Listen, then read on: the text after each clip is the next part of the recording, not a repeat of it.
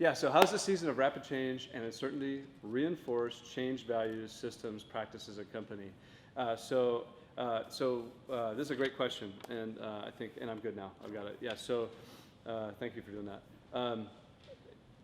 One of the things that we try to do here, if we're going to try to grow together, there's this desire that I have is what are the laws of the universe? What is actually true? And then align our effort to those things that are always true. And so one of the things I think that we have found a law of the universe, and to me, if it's 95% true, it's good enough for me, is we believe human beings really enjoy creating value. We really believe human beings enjoy creating value in community with feedback so that they can know if they did good and bad. Most of the values have been radically, not just a little bit reinforced, but radically reinforced. There's a lot of things that we might do, and we're going, hey, if we do this, we get that. So an example of that would be, hey, there's a marketing team. Their job is to try to sell furniture for us. They place an ad for $1, and they're going to give you a metric to say, for that $1, you got $25 of sales. So that'd be a nice thing to know. The feedback loop is fairly tight, and then you can make smart investments. Loving your neighbor, there's a benefit to that. And so just loving people, it's a thing, right? So, but there's not, the feedback loop might be a generation or 2 or 3 or 4. So we can look at what's going on today in America even, and we're not loving each other. We're not respecting one another. And that builds and builds and builds to a point that people will shoot and kill people. But in this time of rapid change, the love your neighbor thing has been overwhelmingly coming our way. Meaning, I would go home. I hate to admit this because I associate this with weakness, and I'm just prideful and all the bad stuff that come with being a dude. I'd go home and cry. Like, I'd get in my car, frickin' cry before I could go in the house. Sometimes for 10 minutes. Yeah, and it was out of gratitude. So we've got Nordstrom, who is selling for us. Nordstrom sold 1 million of these suckers for healthcare workers. They're a customer. How crazy is that? Like, what? How does that even happen? That's a love thing, right? How does that happen? We had a competitor selling these for us. We had Jamie Bergman parked here all day, every day, helping us try to get this lifted off and coordinating, with Nordstrom. We had Ann Mahoney, who's from Nordstrom. She's on layoff. She's up here once a week just to help us. We had at least 20 people from my church building stuff to try to help nurses. Yeah, my kids, my wife, my family's, like the abundance of feedback on loving your neighbor is just mind-blowing. So in this case here, it's an easy decision to just try to love you all by spending time with you.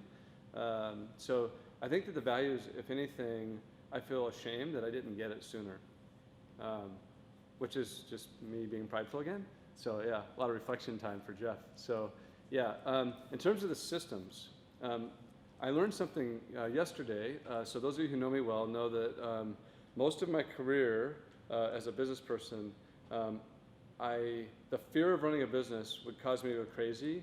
So I stuff the fear, but it also means I don't feel the good things in business. So I end up being kind of numb. So I've been going to counseling to learn when I'm actually mad and what causes me to be mad, which is really bad because now I know what makes me mad. But anyhow, we're learning how to actually not just deal with the tactical parts of the system, but the adaptive part of I'm a human being. Oh shit, it looks like I'm mad. It's just because I have a saggy face. And so don't assume I'm mad, please ask me. Or I need to have the emotional intelligence to say, when you do this right now, I'm like livid. Like I'm not a little pissed, so to make sure the face is really saggy, like how do we make it mad? So at a system level, what really got me raging is that we say we believe in one-piece flow so that it blesses the people on the front line, and we were not giving them one-piece flow. That is an absolute violation of everything I say I believe. So our system wasn't being followed. And so to us, it's doubling down and teaching my leaders, my colleagues, to say, when you decide to change an operating system, you're like taking a part of my body out, and you don't know what it's connected to yet.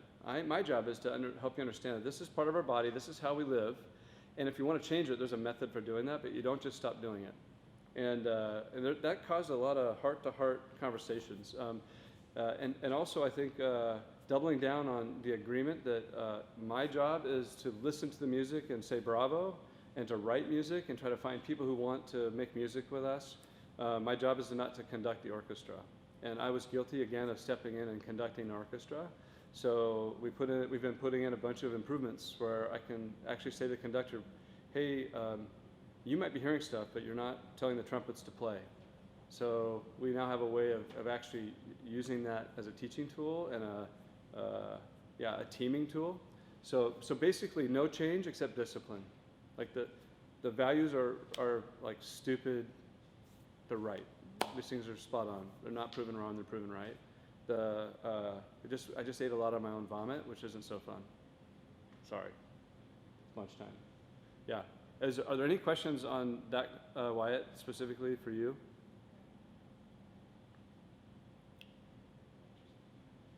Hey, you're unmuted. There we go. That was awesome. Thank you. Yeah. And I think it really resonated with me. I think when we were looking at these changes, we just realized like we love our values, but I feel like the change gave us new perspective on ways that we were failing before this happened and didn't even realize it. Totally. Yes. And so that was really encouraging to hear you think through that. Thanks. Yeah. Like in radically horrible ways. And the feedback loop was so tight. So the blessing of the pace is that you do something stupid, and then the next day you're like slapped in the face. So an example of that is I made a training video. Hey, this is how I want you to set up flow lines after we learned how to do it. Then the next day, Oz and I are working in another part of the world, and we spent our whole day trying to micromanage some stupid little detail. It was a really cool thing, but it was just the opposite of what I trained. So the next morning, I'm like, what the heck is wrong with me? So, hey everybody, I did exactly what I told you not to do yesterday. Boy, do I feel stupid. So yeah, I think that the blessing of the tight feedback loop is, at least in our situation, is that every day was a new morning, and we got to try something new. I'd also say that the thinking models were really important. I think some of you have heard me talk about my job is really in the day after tomorrow, like what's coming, what might happen in the future. The conductor's job is really more about tomorrow and a little bit today, and then my team's job is about today. When I say day after tomorrow, I usually mean, thanks, Eva. It usually means like a year or two out. Day after tomorrow was literally 2 days later. Like the time was compressed where today was happening, feeding tomorrow, and I was having to think about day after tomorrow like constantly, but it was literally like 3 days, 5 days away. And it's still kind of, like it's maybe a week out now, 2 weeks out, so.